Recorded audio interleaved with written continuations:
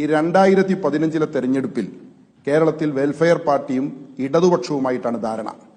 ഈ അനിൽകുമാർ സഖാവ് അന്ന് പാർട്ടിയിൽ ഇല്ലെന്ന് എനിക്കറിയില്ല, അല്ലെങ്കിൽ അദ്ദേഹം പാർട്ടി നേതാക്കളോട് ചോദിക്കണം. അന്തരിച്ച CPM-ന്റെ അന്നത്തെ സെക്രട്ടറി കോടിയേരി ബാലകൃഷ്ണൻ അനിൽകുമാർ സഖാവിനേക്കാൾ വലിയ നേതാവാണെന്നാണ് ഞാൻ വിചാരിക്കുന്നത്.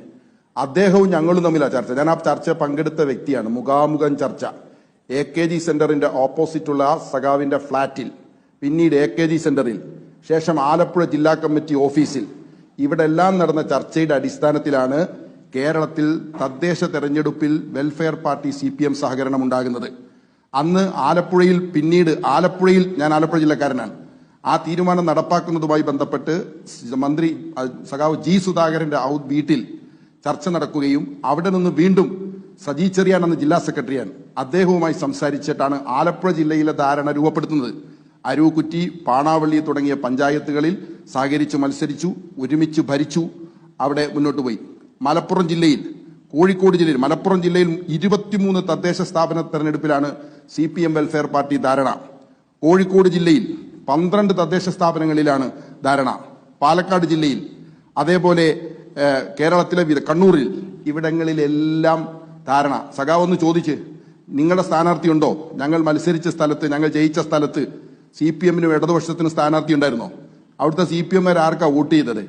എന്റെ അനിൽകുമാർ സഖാവെ, ഈ കേരളത്തിലെ ജനങ്ങൾക്ക് അറിയുന്ന, ഒന്ന് ഗൂഗിൾ സെർച്ച് ചെയ്താൽ ഏത് കുട്ടിക്കും മനസ്സിലാകുന്ന വ്യക്തമായ ഡാറ്റകൾ ഇരിക്കുമ്പോൾ നിങ്ങൾ വന്നിട്ട് ഒരു ദിവസം ഇവിടെ എല്ലാം ഇരുട്ടാണെന്ന് പറഞ്ഞാൽ അത് വിശ്വസിക്കാൻ ആളെ കിട്ടില്ല.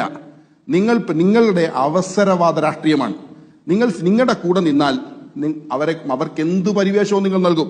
നിങ്ങളിപ്പോൾ ഇവിടെ ജമാഅത്തെ ഇസ്ലാമിയെ കുറിച്ച് സംസാരിച്ചു. ഞാൻ അതിന്റെ സംസാരിക്കേണ്ട ഒരാളല്ല, ഞാൻ പാർട്ടിയെ പ്രതികരിച്ചു വന്ന ഒരാളാണ്. നിങ്ങൾ ഒരു ജമാഅത്തെ ഇസ്ലാമിയെ കുറിച്ച് നിങ്ങളുടെ സഖാവ് പിണറായി വിജയൻ പറഞ്ഞത് അന്തർദേശീയ നിലപാടുള്ള വലിയ മഹത്വമുള്ള പ്രസ്ഥാനം, അവർ തീരുമാനങ്ങൾ എടുക്കുന്നു എന്ന് നിങ്ങൾ പറഞ്ഞു. അവിടുന്ന് നിങ്ങൾ പിന്തുണ പിൻവലിക്കുമ്പോഴേക്കും തീവ്രവാദം. PDP-യെ കുറിച്ച് നിങ്ങൾ ഒരു കാലത്ത് പറഞ്ഞു അവർ തീവ്രവാദമാണ്, കുഴപ്പക്കാരാണ്. PDP നിങ്ങൾക്ക് പിന്തുണ നൽകുമ്പോൾ നിങ്ങൾ അവർക്ക് മഹത്വം നൽകുന്നു.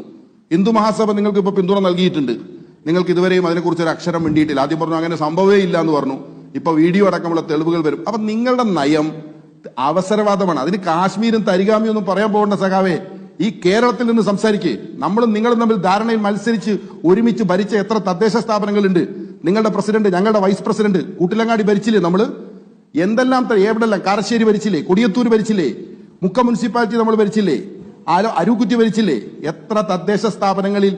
അപ്പൊ ഈ സഖാക്കളൊന്നും ഇവിടെ ഇല്ലായിരുന്നോ? അത് വേറെ ഏതോ പാർട്ടിയായിരുന്നോ? അപ്പൊ ഇത് കേരളത്തിലെ ജനങ്ങൾക്ക് മനസ്സിലാകും. നിങ്ങളുടെ ഈ അവസരവാദം, നിങ്ങൾക്ക് രാഷ്ട്രീയം പറയൂ.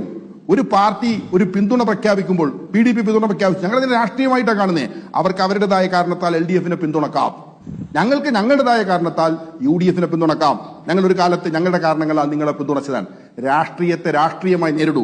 അതിനു പകരം സമുദായം തിരിച്ച്, മതം തിരിച്ച്, വിഭാഗീയതയുണ്ടാക്കി, ധ്രുവീകരണവും സംഘർഷവും ഉണ്ടാക്കി അതിലൂടെ വോട്ട് വാങ്ങാൻ ശ്രമിച്ചാൽ നിങ്ങളുടെ വോട്ട് BJP കൊണ്ടുപോകും. നിങ്ങൾ ഉണ്ടാക്കുന്ന ഈ ധ്രുവീകരണത്തിന്റെ ഗുണഫലം BJP-ക്കാണ് കിട്ടാൻ പോകുന്നത് എന്ന് സഖാവെ മനസ്സിലാക്കൂ.